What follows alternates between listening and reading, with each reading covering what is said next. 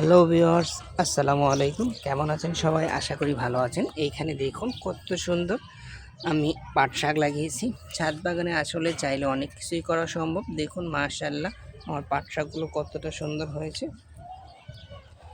আপনারা দেখতেই পারতেছেন।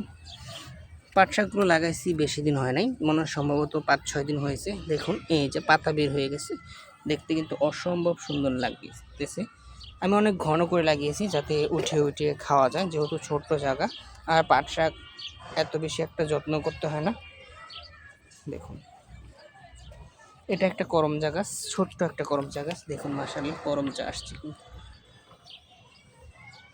আর এখানে আছে একটা বেগুন গাছ।